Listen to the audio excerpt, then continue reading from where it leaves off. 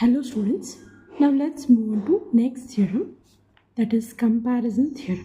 Okay, and here the statement of comparison theorem is, if f belongs to R of alpha on closed interval AB, then m into alpha b minus alpha a less than or equal to integral a to b f d alpha less than or equal to capital M into alpha b minus alpha a, where small m and capital M on the bounds of f in closed interval a comma b. See here, small m and capital M is the infimum and supremum of f in closed interval a comma b.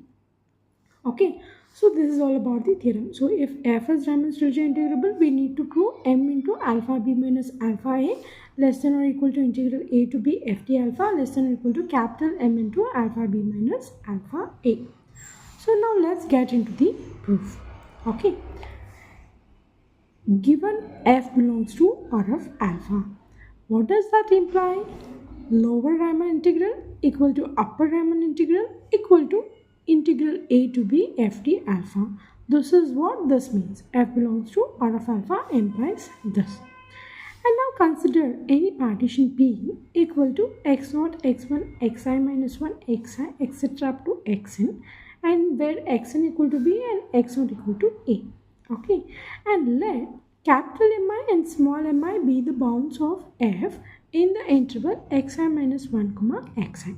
Okay, so here small m is the infimum of this one, the whole interval a comma b, and here the small mi is the infimum of this interval xi minus 1 comma xi.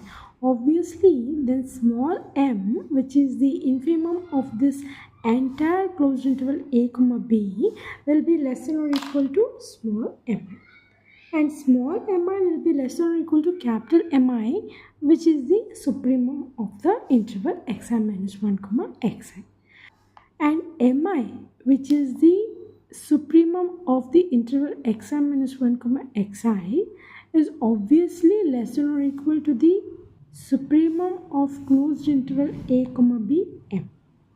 Okay, so here m less than or equal to mi less than or equal to capital Mi less than or equal to capital M. So now multiplying throughout by delta alpha I and summing up from I equal to 1 to n, we have this. Okay, so now if I take this m outside the summation, as this has nothing to do with the summation is for I, and here I have only small m, not small mi. Okay, so I can take this outside the summation, and remaining summation I equal to 1 to n delta alpha I becomes alpha b minus alpha a. Okay, see, I have done this in my first or second video. You can go through that. Okay, so this is how you get m into alpha b minus alpha a. And here this is the definition of lower sum.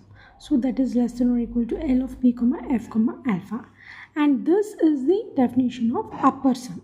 So u of p comma f comma alpha. So in place of this I have written u of p comma f comma alpha, and this also, if I take this capital M outside the summation, and remaining summation I equal to 1 to n delta alpha I will be so much, and name this as equation 1. Okay, also know that L of p comma f comma alpha less than or equal to lower Riemann-Stieltjes integral. Why? Because the definition of lower Riemann-Stieltjes integral is supremum of all lower sums. So it is the supremum of all L's. So obviously if you take any L, that will be less than or equal to this. Why? Because this is supremum of all L. So if you take any L, that will be less than or equal to this lower Riemann-Stieltjes integral. And similarly, upper Riemann-Stieltjes integral is less than or equal to u of p comma f comma alpha. Why? Because the definition of upper Riemann-Stieltjes integral is infimum of all u's. So infimum of all u's means obviously that will be less than or equal to any u, whichever u you take. So this will be less than or equal to u of p comma f comma alpha. Why? Because this is the infimum of all upper sums. So this will be less than or equal to u of p comma f comma alpha. And obviously this also holds. Why? Because see, we have this L of p comma f comma alpha less than or equal to u of p comma f comma alpha for any L and for any u.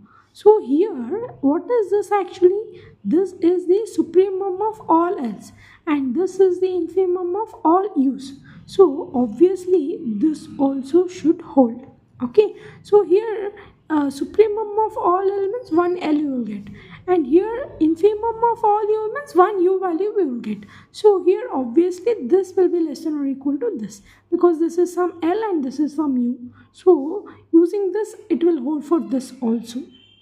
Okay, and here since f is Riemann-Stieltjes integrable, I can write this upper lower as simply integral a to b f d alpha. So here L of p comma f comma alpha less than or equal to, see, in place of this I will write this. Why? Because f is Riemann-Stieltjes integrable. So integral a to b f d alpha less than or equal to u of p comma f comma alpha. Why? Because since f belongs to R of alpha. Okay, and using this here in equation 1, now I have m into alpha b minus alpha a less than or equal to, see here, this is less than or equal to this, then obviously this will be less than or equal to this. Okay, why? Because this is less than this and this is less than this. So directly I will write this is less than or equal to this, and here this is less than or equal to this and this is less than or equal to this. So directly I will write integral a to b f d alpha less than or equal to capital M into alpha b minus alpha a. So this is all about the proof of comparison theorem. Thank you.